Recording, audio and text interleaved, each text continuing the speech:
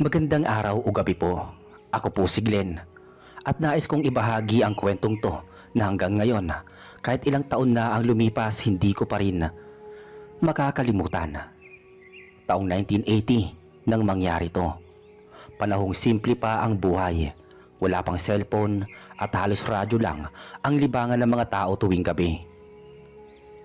Nagsimula lahat nang magbakasyon kami ng tatlo kong kaibigan, sina Miko, Dante at Gabriel, sa probinsya ni Miko. Sa may bahagi ng Quezon, isang liblib na baryo na napapaligiran ng bundok, ilog at makapal na gubat. Wala pa ron masyadong kuryente noon. Petromax lang at gasera ang gamit sa gabi. "Sigurado ka ba dyan sa plano mo, Miko?" tanong ni Dante habang binabaybay namin ang mahabang daan papasok sa baryo. "Oo naman. Tahimik doon. Pwede tayong magpahinga, uminom at magpalamig sa ilog. Saka may pesta din sa kabilang baryo. Baka makikain tayo." Si Gabriel tahimik lang, nakatingin sa bintana. "Ang dami palang puno dito, parang gubat." "Totoo.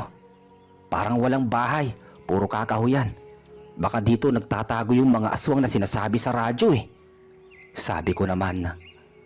Napangisi si Miko. "Hindi aswang ang sikat dito, Glenn. San Telmo daw. Asul pa nga ang kulay eh." Nagkatinginan kaming tatlo. "Mutya ng asul na San Telmo?" tanong ni Dante, parang nakaramdam ng kilabot. Oo. Sabi ng lola ko, pag may nakita kang apoy na asul na umiikot sa may ilog, huwag mong lalapitan kasi may mutya yun sa loob. Kapag kinuha mo, para kang isusumpa." Napatawa ako noon. "Sumpa agad? Baka ilaw lang yun ng tao o gasera ng mangingisda." "Hindi, Glenn. Hindi raw ilaw ng tao yun. Lumulutang daw kahit walang hangin. Minsan bigla na lang naglalaho kapag may lalapit," sabi naman ni Miko. Tahimik kami sandali. Ang tunog lang ng makina ng jeep at hampas ng hangin ang naririnig namin. Habang palalim ng palalim ang dinadaanan naming daan, ramdam ko na rin ang kakaibang lamig. Pagdating namin sa bahay ng pamilya ni Miko, isang malaking bahay na gawa sa kahoy at may bubong na pawid, sinalubong kami ng nanay niya. "Mga anak, pumasok na kayo. Baka gabihin pa kayo sa daan." Ngumiti lang kami at nagmano. Patapos naming maghapunan, naglatag kami ng banig sa may balkonahe. Tahimik na gabi. Tanging kuliglig at huni ng tuko ang maririnig. "Ang sarap ng simoy ng hangin. Parang gusto ko nang dito tumira," sabi ni Dante. Ngumiti si Miko. "Bukas dadalhin ko kayo sa ilog. Doon raw madalas makita yung asul na San Telmo." Napatawa si Gabriela. Sige, gusto kong makita yan. Titigan natin kung totoo talaga." Ngunit habang patulog na ako, may narinig akong mahina, parang sipol na galing sa may kakahuyan. Pagmulat ko, nakita kong kumikislap ang kakaibang liwanag sa may dulong bahagi ng ilog. Malayo pa pero malinaw sa dilim. Asul yun, maliwanag, parang lumulutang. Kinusot ko ang mata ko. Baka namamalikmata lang ako pero hindi. Nandun pa rin. "Glenn, alika, nakikita mo rin ba yan?" Mahinang tawag ni Miko mula sa tabi ko. "Oo eh, ano yun?" "Asul na San Telmo," sabi niya, halos hindi makapaniwala. Bago pa siya masagot, biglang nawala ang liwanag. Parang pinatay ng hangin pero walang ihip ng hangin noong gabing yun. Kinabukasan, bumaba kami sa ilog. Ang paligid ay puro puno ng kawayan at matatangkad na nyog. Ang tubig ay malinaw at sa ilalim ay may mga batong makikintab na tila kumikislap kapag tinatamaan ng araw. Habang naliligo kami, biglang nagsalita si Dante. "Alam nyo, baka may mutya talaga dito. Tignan nyo yung mga bato. Parang may asul na kislap," sabi niya. "Baka yan yung sinasabi ng lola ko. Kapag may asul na batong ganito, huwag daw pipiliting kunin. Kasi Kapag naistorbo mo yung bantay ng mutya, susundan ka raw nila. Sabi naman ni Miko. Umiling ako. Hindi ako naniniwala sa ganyan, Miko. Hangin lang yung nakita natin kagabi. Ngunit napansin kong tahimik si Gabriel. Nakaluhod siya sa tubig. May hawak na maliit na bato. Oy Gabriel, ano yan? Tawag ko. Pinahid niya ng kamay ang bato at laking gulat namin nang kumislap iyon sa araw. Kulay asul na malinaw, parang kristal. Teka, baka yan na yung sinasabi ni Miko. Sabi ni Dante. Ibalik mo na lang yan. Dagdag pa niya. Pero ngumiti si Gabriela. Kung totoo ngang mutya to, baka swertihin ako. Sabi naman ni Gabriel. Gabriel, huwag mong biruin yan. May mga nawala rito noon dahil sa mutyang yan. Hindi siya nakinig kay Miko. Nilagay niya sa bulsa ang bato. Walang nangyari buong araw. Pero pagdating ng gabi, nagsimula na ang kakaiba. Habang kumakain kami ng hapunan, biglang napundi ang gasera. Ilang segundo pa lang ang lumipas. Bumalik ang liwanag pero may narinig kaming mahina. Parang naglalakad sa labas. May tao sa labas? Tanong ni Miko. Tumayo si Dante at sumilip sa bintana. Wala, pero parang may kumikislap doon sa may puno. Mautal-utal niyang sabi. Lahat kami sabay-sabay lumapit. Sa labas ng bahay, may nakita kaming asul na liwanag. Paikot-ikot parang may buhay. At sa di kalayuan, parang may anino ng isang babae. Mahaba ang buhok, nakaputi at nakatayo sa tabi ng ilog. Nanigas kami sa kinatatayuan namin. Gabriel, nasa bulsa mo ba yung bato? Bulong ko. Tumango siya at nanginginig. Oo, bakit? Ngumiti si Miko ng pilit. Ibalik mo na yan bukas. Baka mamaya, baka yan ang hinahanap ng santel mo. Hindi ako kagad nakatulog ng gabing yun. Paulit-ulit sa isip ko yung nakita naming liwanag at yung aninong babae sa may ilog.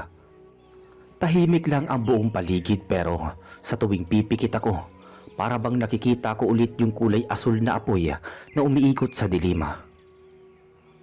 Bandang hating gabi may narinig akong kaluskos sa labas. Dahan-dahan akong bumangon. Si Miko at Dante mahimbing pa ang tulog pero si Gabriel wala sa banig niya. Gabriel! Mahinang tawag ko, walang sumagot. Lumabas ako sa balkonahe at doon ko siya nakita nakatayo sa ilalim ng buwan, nakatingin sa direksyon ng ilog. Hawak niya sa kamay yung mutya, kumikislap pa rin, kulay asul, parang may liwanag na buhay. Gabriel! Sigaw ko, pero hindi siya lumingon. Lumapit ako ng marahan. Paglapit ko sa kanya, ramdam kong malamig ang paligid. Parang amoy na kakaiba, halong asopre at bulok na dahon. Pagtingin ko sa mukha ni Gabriel, maputla siya at parang wala sa kanyang sarili. Ano ginagawa mo rito? Tanong ko, halos pabulong. Ang ganda niya, Glenn. Sabi niya. Hindi ako tinitignan. Yung babae, tinatawag niya ako. Dagdag pa niya. Kinilabutan ako. Anong babae? Tumingin siya sa ilog. Yung nasa tubig. Sabi niya, ibalik ko raw sa kanya yung mutya pero parang ayaw ko. Gabriel, tama na yan. Pumasok na tayo. Sabi ko. Ngunit bago ko siya mahila, biglang umihip ang hangin. Malakas, parang bagyo. Sumabay dito ang pagliwanag ng paligid. Sa mismong ibabaw ng ilog, may lumitaw na asul na apoy. Paikot-ikot sa gitna noon, isang hugis na babae. Mahaba ang buhok, kumikislap ang balat, pero ang mga mata puro itim. Hindi siya tao. Napatras ako. Si Gabriel nakatitig lang, parang nawala sa wisyo. Siya yun, Glenn. Yung mutya. Bulong niya. Gabriel, tumakbo ka na! Sigaw ko. Pero huli na. Biglang umapoy ang paligid ng ilog. Hindi pula kundi asul. At tumalon si Gabriel sa tubig na parang sinaniban. "Gabriel!" Sigaw ko, pero hindi ko na siya naabutan. Nakita kong hinawakan siya ng babae sa ilalim at parehong lumubog sa gitna ng ilog. Ilang segundo lang, naglaho ang apoy. Tahimik na ulit. Tumakbo ako pabalik ng bahay. Ginigising si Miko at Dante. "Gising! Si Gabriel kinuha ng santel mo! Pati yung gabay nito!" Nagulat sila. "Ano? Anong ibig mo sabihin?" Tanong ni Miko sabay tayo. Dali-dali kaming bumaba, pero pagdating namin sa ilog, wala na si Gabriel. Wala ring bakas ng apoy, tanging kalmadong tubig lang ang naiwan. Parang walang nangyari. Kinabukasan, naghanap kami. Tumawag pa si Miko ng mga taga-baryo para tumulong sa amin. May mga mangingisdang sumisid sa ilog pero walang katawan. Ang sabi ng matandang nanay ni Miko, "Pag kinuha ng santel mo, hindi na pinabalik." Tahimik kaming tatlo. Si Dante nagalit. "Dapat hindi na tayo pumunta rito kung hindi niya pinulot yung bato." Ngunit bago pa niya tapusin ang sinasabi, biglang lumabas ang isang matandang babae sa may tabi ng daan. Tinutukan niya kami ng tingin. May dalang sumpa ang mutya. Hindi basta nawawala ang ninanakaw sa kanya. "Lola, ano pong ibig niyong sabihin?" Tanong ni Miko. "Yung asol na santel mo, hindi lang apoy yon. Isa siyang diwata ng ilog. Noon pa may lalaking kumukuha ng mutya niya. Ginantihan niya at sinaniban hanggang sa lamunin ng apoy. Ang ginawa ng babae, ginawang tagapangalaga ng ilog ang kaluluwa ng lalaki." Napatigil kami. "Ibig niyong sabihin, si Gabriel?" Tumango ang matanda. "Isa na siya sa mga bantay ngayon." Hindi kami nakapagsalita. Parang sumikip ang dibdib ko sa narinig. Lumipas ang 2 araw, hindi pa rin kami umaalis sa baryo. Si Miko ayaw umuwi nang hindi nakikita si Gabriel. Pero ramdam naming lahat na wala na talaga siya. Isang gabi habang umuulan, nagising ako sa kaluskos sa labas ng bintana. Paglingon ko, may kumikislap na asul sa dilim. Dahan-dahan akong lumapit at sa labas ng bintana, nakita ko si Gabriela. Basang-basa siya, maputla pero nakangiti. "Glenn, hindi ako masama. Nandito lang ako." "Gabriel, paanong..." Halos mabitawan ko ang gasera. Ngunit bago pa siya malapitan, lumabo ang imahe niya at sa halip na katawan, naging asul na apoy na lang siya. Umikot sa harap ko tapos biglang tumagos sa dingding at nawala. Sumigaw ako. Nagising si Miko at Dante at nakita nila akong nanginginig. "Anong nangyari?" Si Gabriel, nandun sa labas pero apoy siya. Kulay asul." Walang nagsalita. Ang ulan lang ang maririnig. Kinabukasan, pinuntahan namin yung ilog. Sa gitna may lumitaw na maliit na asul na kislap sa ilalim ng tubig. Parang may mata na nakamasid sa amin. "Hindi tayo ligtas dito. Kailangan natin umalis," sabi ni Dante. Pero si Miko ayaw umalis. "Hindi ko iiwan si Gabriel." "Miko, wala na siya. Baka kung bumalik pa tayo dito, tayo naman ang kunin," sabi ko naman. Tahimik siya. Nang dumilim, muli siyang pumunta sa ilog ng palihim. Sinundan ko siya mula sa malayo. Paglapit niya sa tubig, nagsimula na namang sumiklab ang asul na liwanag. Narinig kong bumulong siya. "Gabriel, kung nandyan ka, pakita ka." At doon ko nakita unti-unting lumitaw ang apoy, tapos ang mukha ni Gabriela. Nakangiti pero walang mata. "Umalis na kayo.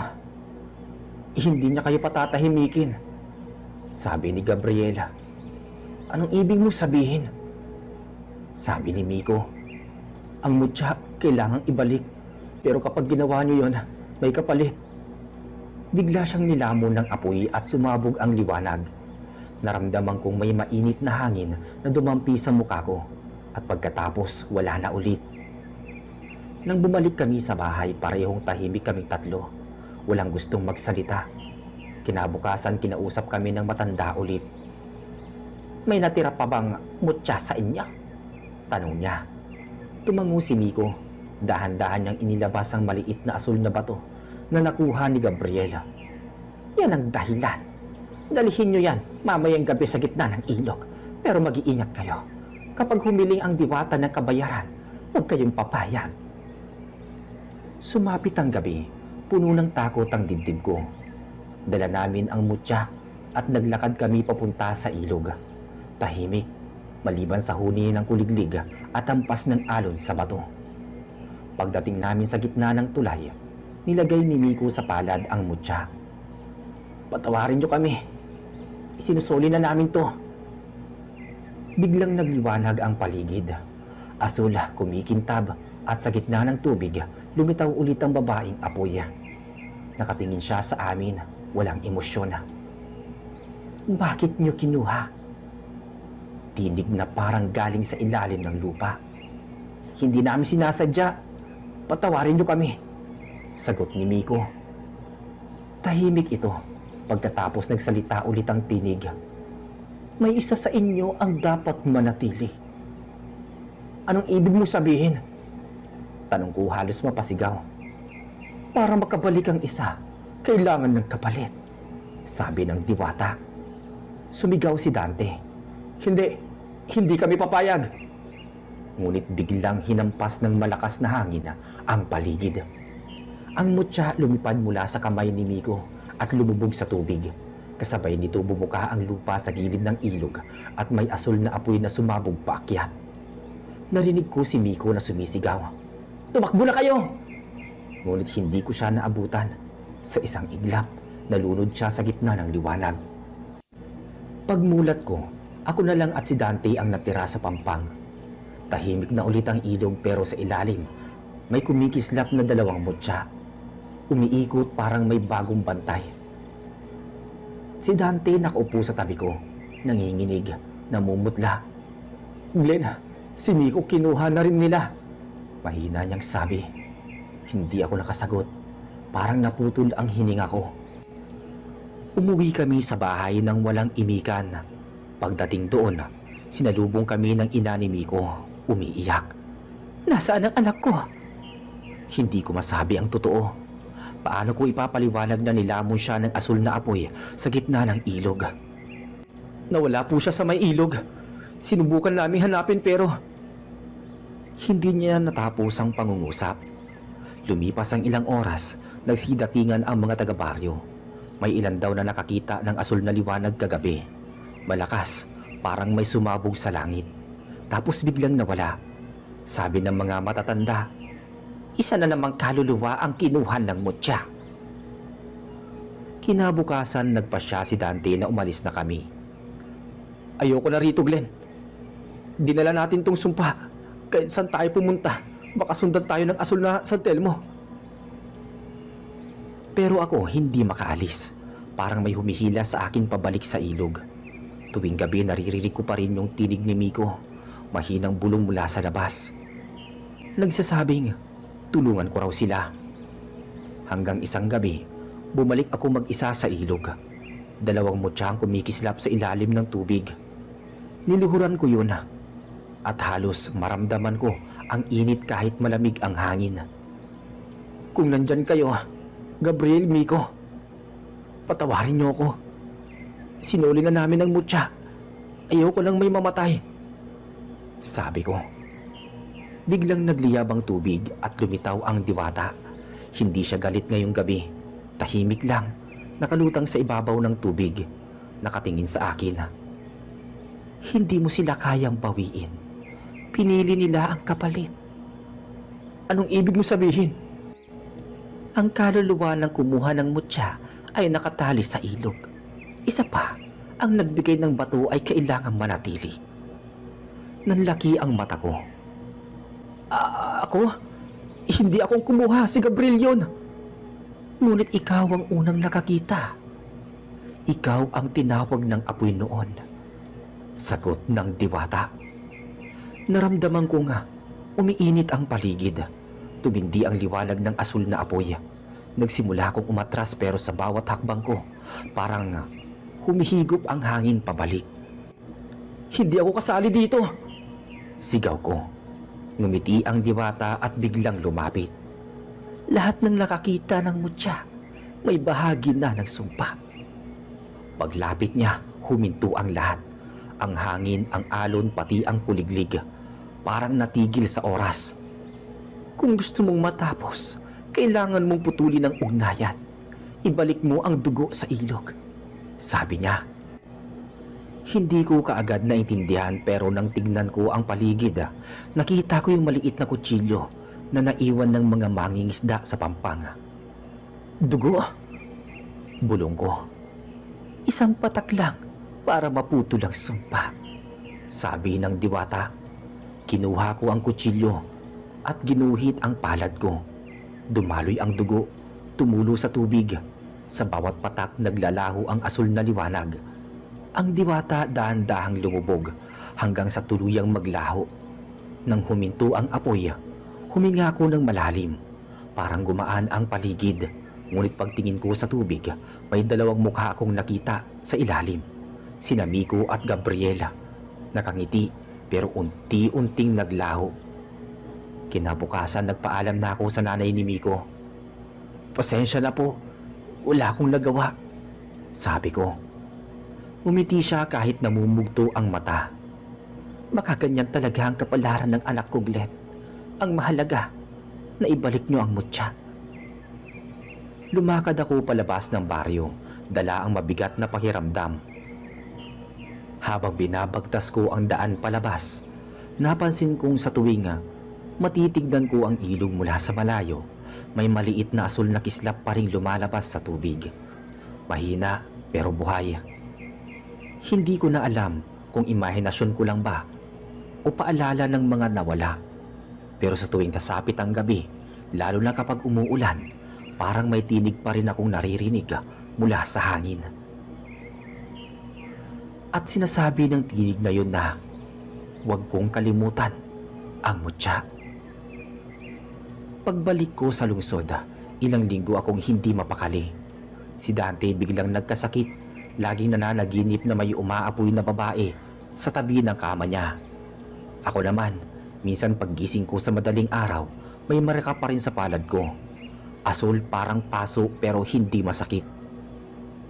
Makalipas ang ilang taon, binalikan ko ang baryo. Taong 1987 na noon, 7 taon na matapos mangyari ang lahat. Marami nang nagbago, may kuryente na, may mga bagong bahay na yari sa semento. Pero ang paligid pareho pa rin. Tahimik, luntian, at kapag sumasapit ang gabi, madilim pa rin ang daan papunta sa ilog. Bumalik ako hindi para magbakasyon kundi dahil sa isang panaginip. 3 gabi na kasi akong ginigising ng parehong imahe. Sina Miko at Gabriela, nakatayo sa gilid ng ilog. Nakangiti. Parang may gustong sabihin. Lagi kong naririnig sa panaginip ko ang parehong tinig. Sinasabi nilang bumalik ako. Hindi ko alam kung bakit pero ramdam kong totoo yun. Kaya kahit labag sa loob ko, nagpasya kong bumalik. Pagdating ko sa baryo, sinalubong ako ng ilang matandang kakilala. Glenn, sabi niya, ikaw ba yung kasama nila Miko noon? Tumango ako. Opo. Napailing siya. Huwag ka na sanang pumunta sa ilog. Wala nang mangyari yon. Wala nang lumalapit doon. Lahat ng sumubok nagkakasakit o naglalaho. Hindi po ako magtatagal. May gusto lang po akong malaman. Gabi na nang makapunta ko sa dating bahay ni Miko. Nakatirik pa rin ito pero luma na at halatang walang nakatira. Ang mga tabla may amag. Ang pawid butas-butas. Sa loob amoy lumang kahoy at alikabok. Sa sulok ng silid kung saan kami natulog noon, may nakita kong lumang kahon. Binuksan ko at doon ko nakita ang isang lumang larawan. Kaming 4 yun nakangiti sa tabing ilog. Napatitig ako. Hindi ko napansin pero sa dulo ng larawan, may maliit na asul na mantsa. Parang sinadyang markahan. Pinunasan ko pero hindi natanggal. Sa halip kumislap yun. Kinabahan ako. Pag-angat ko ng ulo ko, nakita kong bukas na ang pinto ng bahay. Kahit alam kong sinara ko yun kanina. Lumabas ako at sa di kalayuan may liwanag. Asul na kumikislap sa may kakahuyan. Alam kong iyon na yun. Iyon ang dahilan kaya ako bumalik. Habang papalapit ako sa ilog, ramdam ko ang bigat ng hangin. Parang humahaplos sa balat ko ang lamig. Pagdating ko sa pangpang, nakita kong muling buhay ang ilog. Malinaw ang tubig pero sa ilalim may umiikot na dalawang liwanag, parang maliit na bola ng apoy. Dahan-dahan akong lumapit. "Gabriela! Miko!" Tawag ko. Walang sumagot pero biglang may bumubula sa gitna ng ilog. Kasunod ng isang anyo, babaeng nakaputi, mahaba ang buhok, lumulutang sa ibabaw ng tubig. Hindi ako gumalaw. "Bakit ka bumalik?" Tanong niya. Malamig ang boses. Gusto kong maintindihan. Gusto kong malaman kung bakit nangyayari yun sa kanila. At bakit ako hanggang ngayon parang may dala pa ring sumpa. Tahimik ang diwata. Tapos ay tumuro siya sa tubig. "Tignan mo." Lumapit ako sa tubig. At sa tubig parang may eksenang lumitaw. Nakita ko si Gabriela noong gabing hinawakan niya ang mutya. Nakita ko nga may kumapit sa braso niya. At sa sandaling yun, hindi lang siya ang sinaliban, pati ako. Nakatayo malapit sa kanya, tinamaan ng liwanag ng apoy. Doon ko naintindihan. Bakit ako? Bakit pati ako? Ang mutya ay pumipili ng mga nakakita. Isa ka sa mga nakatali rito. Ang sumpa ay hindi lang para sa kumuha, kundi para sa mga nakasaksi. Gusto kong matapos na to. Ano bang kailangan kong gawin? Sabi ko halos mapaiyak. May isa pang mutya. Ang mutyang nagbubuklod sa tatlong kaluluwa. Isa sa ilalim ng tubig, isa sa hangin, at isa sa apoy. Kapag nahanap mo yon, mawawala ang lahat. Nasaan yon? Tanong ko sa diwata. Ngumiti siya ng mapait. Nasa taong hindi mo pa nakikita simula nang mangyari ang lahat. Wika ng nilalang. Kinabukasan, bumisita ako sa bayan para magtanong. Nalaman kong si Dante na matagal nang umalis ay bumalik din ilang linggo ang nakalipas. Ayon sa mga tao na nanirahan daw siya sa kabilang baryo malapit sa Talahiban, pero bihira daw umalis o lumabas, parang may dinadala. Dahil sa sinabi ng diwata, agad ko siyang pinuntahan. Matagal kong nilakad ang makitid na daan hanggang sa marating ko ang isang lumang kubo na halos nakatago sa mga damo. "Dante!" Sigaw ko mula sa labas. Walang sumagot pero narinig ko ang kaluskos sa loob. Binuksan ko ang pinto at doon ko siya nakita. Si Dante payat na payat. Maitim ang paligid ng mata at parang hindi natutulog ng ilang araw. "Glenn, akala ko hindi ka na babalik dito."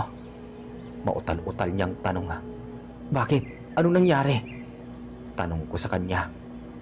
Umiti siya ng pilit. "Naririnig ko sila gabi-gabi. Sila Miko at si Gabriel. Tinatawag nila ako. Akala ko ako lang ang sinusumpa. Pero ngayon nandito ka." "May sinabi sa akin yung diwata. May isa pang mutya raw. Kailangan nating hanapin yun para matapos na to." Umiti siya ng malamig.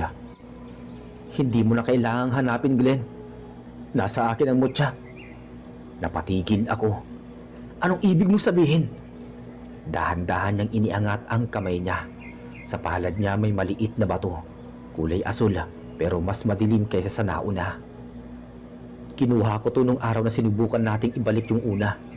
Akala ko kung meron akong mayuwing isa, hindi na tayo masasaktan. Pero mali ako." Lumapit ako. Gusto kong agawin pero bigla siyang umatras. "Wag, Glenn. Kapag hinawakan mo to, baka ikaw naman ang kunin. Tanggalin mo na yan. Isoli na natin." Sabi ko. Umiling siya. "Hindi na pwede. Nakaugat na to sa akin. Tuwing sinusubukan kong itapon, bumabalik sa kamay ko. Parang parte na ng katawan ko. Tumingin ako sa mata niya at doon ko nakita may liwanag na asul sa ilalim ng kanyang balat. Dante, may apoy sa loob mo. Tumulo ang luha niya. Alam ko, at tuwing gabi nararamdaman ko itong umiinit. Parang gusto niyang lumabas. Biglang lumakas ang hangin. Sumabog ang gasera. Sa dilim, unti-unting kumislap ang buong katawan ni Dante. Asul nagliliwanag, parang may sinusunog mula sa loob. Glenn, tumakbo ka na. Hindi ko na kayang pigilan to. Dante! Sigaw ko. Ngunit sa loob ng ilang segundo, lumabas mula sa kanya ang asul na apoy. Umikot sa paligid at sumabog sa bubong ng kubo. Napatras ako. Tinakpan ko ang mukha ko at narinig kong humiyaw siya. Pero hindi ko alam kung tao pa ba yun o hindi na. Pagtingin ko ulit, wala na si Dante. Tanging abo at ilang maliit na mutya na kumikintab sa lupa ang naiwan. Kinuha ko yun. Mainit pero hindi nasusunog ang kamay ko. At sa sandaling hinawakan ko yung bato, nakita kong nagdilim ang paligid. Tapos narinig ko silang tatlo, sina Miko, Gabriel at Dante. Sabay-sabay na boses na bumubulong sa tenga ko. Isa ka na lang, Glenn, sabi nila. Nangilabot ako. Binitawan ko ang bato pero dumidikit ito sa balat ko. Parang sinisipsip ang dugo sa palad. Sinusubukan kong tumakbo palabas ng kubo pero sa labas nakatayo ang diwata ng ilog. Nakangiti. Asul ang mga mata. Isa ka na lang na natitira. Ikaw ang magbabantay, sabi ng diwata. Hindi, ayoko! Ayoko! Maya-maya, nasunog ang paligid ng palad ko. Pero hindi ako makabitaw. Patawarin niyo kami. Hindi namin ginusto to. Sigaw ko ulit. Ngunit lumapit ang diwata, hinawakan ang ulo ko at sabay pumikit. Sa isang iglap, naramdaman kong parang may humatak sa loob ko. Mainit, mabigat, parang sinusunog ang kaluluwa ko. Ngayon tapos na ang sumpa. Ngunit hindi ka na makakaalis. Pagmulat ko, nasa tabi na ako ng ilog. Tahimik, maliwanag na ang araw. Pero ang kamay ko kumikislap. Sa ilalim ng balat ko may liwanag na asul. Dumadaloy mula sa palad hanggang braso. Tumingin ako sa tubig at nakita ko ang sarili kong refleksyon. Ngunit sa likod ko, may tatlong aninong nakatayo. Mga pamilyar ang muka. Sina Miko, Gabriela, Dante. Nakangiti ngunit malamig ang mga mata. At sa gitna naming apat, sa ilalim ng tubig, may kumikintab na tatlong mutya. Simula nang mangyari yun, hindi na ako umalis sa baryo. Araw-araw tinatangka kong mamuhay na parang dati pero hindi ko na kayang maging normal. Kapag sumasapit ang gabi, nakikita ko sa balat ko yung liwanag. Umiilaw mula sa palad hanggang balikat. Asul at mahina, pero malinaw. Hindi ako nagkakasakit. Hindi rin ako natutulog ng mahimbing. Tuwing pipikit ako, naririnig ko silang tatlo. Sina Miko, Gabriel at Dante. Pumubulong sa dilim na parang nasa paligid lang. At sinasabi nila, bantayan ko daw yung mutya. Hindi ko alam kung paano matatapos to. Pero alam kong hindi na to simpleng sumpa. Parang may tungkulin akong hindi ko pinili. Isang gabi, habang nasa may pampang ako, may narinig akong mga tinig mula sa kabilang dulo ng ilog. Mga kabataang nagtatawanan, may dalang ilaw. Agad akong kinabahan. Lumapit ako sa ilalim ng puno. Pinagmamasdan sila. 4 silang lalaki, tila mga lasing. Dala-dala ang lambat at isang bote ng alak. Pare, yan ba yung sinasabi nilang ilog ng asul na San Telmo? Tanong ng isa. Oo daw eh. Kapag sineswerte ka nga naman, makakakita ka na ng ilaw kapag kinuha mo yun. Yayaman ka na. Sagot ng isa, sabay tawa. Paano kung totoo yung sumpa? Tanong ng pinakabata. Tigilan mo yan. Mga kwento lang yan. Tara, lublub na tayo. Gusto kong sumigaw. Pigilan sila, pero parang may pumipigil din sa akin. Ang mga kamay ko nagniningning at nanginginig, tapos nararamdaman kong umiinit yung palad ko, yung parte kung saan nakabaon ang mutya. "Umalis kayo dyan!" Mahina kong sabi pero wala akong boses. Parang nilamon ng hangin. Isa sa kanila ang lumapit sa tubig. "Pare, may ilaw sa ilalim mo. Ang ganda," sabi ng isa. Biglang nagkislapan ang paligid. Mula sa gitna ng ilog, umangat ang asul na apoy. Pamilyar, parang buhay. Sumigaw ang mga lalaki, nagsitakbuhan pero yung isa hindi nakalayo. Nahila siya ng liwanag pababa, diretso sa ilalim ng tubig. "Pare, tulungan niyo ako!" Sigaw niya pero ilang segundo lang, lumubog siya at nawala. Tumakbo ako papunta sa kanila. "Umalis na kayo! Wala na kayong magagawa!" sabi ko. Nang makaalis sila, lumapit ako sa tubig. Tahimik, wala ni isang bula, pero sa ilalim may anino. Yung binitawang katawan ng lalaki, nakalutang pero parang hinahaplos ng liwanag. At sa tabi niya, lumulutang ang mutya kumikislap. "Hindi mo dapat pinakailaman to," sabi ko rito. Pero mula sa ilog, may boses na sumagot. Ang boses ay pamilyar. Paglingon ko, nakita ko si Dante. "Hindi mo rin dapat binalikan, Glenn." Hindi ko alam kung multo ba siya o anino, pero malinaw ang mukha niya. "Dante!" Ngumiti siya ng malungkot. "Hindi lahat ng sumpa pwedeng takbuhan. Ang ilan kailangang yakapin." Dagdag pa niya. "Anong ibig mo sabihin?" tanong ko. "Ang mutya, bantay ng ilog, pero kailangan ng katawan para mabuhay. Ikaw na yun ngayon, Glenn." "Hindi ko ginusto to. Gusto ko lang matapos ang lahat," sagot ko. "Walang wakas ang tubig, Glenn. Hanggat may tao na gagamit ng ilog, may magigising. Ang tanong lang, kaya mo bang manatili?" Tumahimik ako sa di kalayuan. May narinig akong sigaw ng mga tao. Yung 3 kabataang nakaligtas, tumatakbong pauwi. Naririnig ko silang sumisigaw ng, "May sumabog na ilaw! May nawala sa tubig!" At doon ko naintindihan, magsisimula na naman. Makalipas ang ilang araw, kumalat sa buong baryo ang balita. Lahat ng tao takot na takot. May mga batang umiiyak. May mga magulang na todo ang pagbabantay sa anak na baka magawi sa ilog at maligo.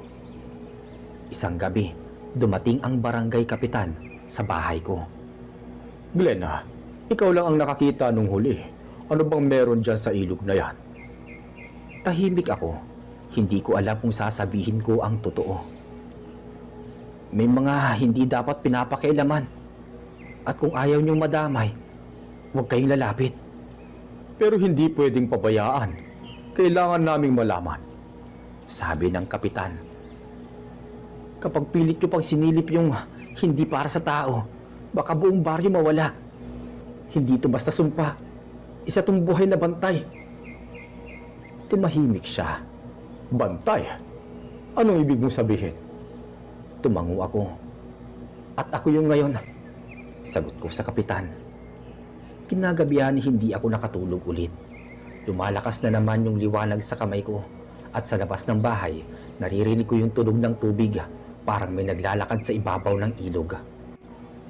Paglabas ko, nakita ko silang 3. Sina Miko, Gabriel at Dante. Nakatayo sa gitna ng tubig. Nakangiti parang naghihintay. At sinasabi nilang, meron pa daw darating. "Sino?" Gumiti si Gabriela. "Ang naghahanap ng kapalit, Glenn." Hindi ko pa man naintindihan ang ibig nilang sabihin, biglang may liwanag na lumitaw sa kabilang pampanga. Isang grupo ng mga tao, may daladalang kamera, mikropono at flashlight. Narinig ko ang isa at sumigaw. "Mga kababayan, dito raw makikita ang tinatawag na asul na San Telmo ng barangay na to." Mga taga Maynila. Mga tao mahilig sa mga iba't ibang adventure. "Hindi nyo alam ang pinapasok nyo," sabi ko. Bumalik ako sa loob ng bahay pero nanginginig ang kamay ko. Alam ko nga, kapag lumapit sila sa ilog, may mangyayari. At kapag may nangyari ulit, ako ang may kasalanan. Pagbalik ko sa pangpang, naroon na sila. Nag-aayos ng ilaw, tinatawanan ang mga kwento ng mga taga-baryo. Pare, baka bulto lang ng kwento to eh, sabi ng isa. Pero nang sinindihan nila yung flashlight, biglang sumalubong ang asul na kislap sa gitna ng tubig. Uy, may ilaw nga! Sigaw ng isa na may hawak na kamera. Kunan mo, kunan mo! Dagdag pa ng isa. Bago pa man sila makalapit, naramdaman kong nag-init ang palad ko at biglang sumabog ang hangin. Naglaho ang ilaw ng kamera at sa gitna ng ilog, tumindig ang apoy. Mas malaki, mas maliwanag kaysa dati. Tumakbo na kayo! Sigaw ko, pero huli na. Isa sa kanila nahila ng liwanag at sa isang iglap naglaho. Sumigaw ang mga tao nagsitakbuhan. Ako lang ang naiwan. Lumapit ako sa ilog, lumuhod at pumikit. Kung ito na ang parte ko, tanggap ko. Basta tapusin nyo na. Ngunit may boses na sumagot, yung diwata. Hindi matatapos hanggat may nakakakita. Ikaw ang mata ng mutya ngayon, Glenn. Hanggat ikaw ay nandito, hindi matatapos ang apoy. Simula noon ako na ang tinatawag ng mga tao bilang bantay ng ilog. Wala nang lumalapit pero tuwing gabi, nakikita pa rin ang asul na liwanag sa tubig. Minsan may mga dayong dumarating, mga turista, mga mapanuri, at kapag hindi nakinig, nawawala sila sa gabi. Walang nakakaalam kung nasaan ang katawan nila, pero ako alam ko, nasa ilalim ng tubig. Buhay pa pero walang kaluluwa. At sa tuwing tinitignan ko at tumitingin ako sa tubig, nakikita ko yung mukha nila. Nakangiti pero malamig, kasama sina Miko, Gabriel at Dante. Sa ngayon nananatili pa rin ako dito. Hindi ko alam kung hanggang kailan, pero alam kong habang buhay ako, dito rin ako bantay ng mutya. Bantay ng asula na San Telmo.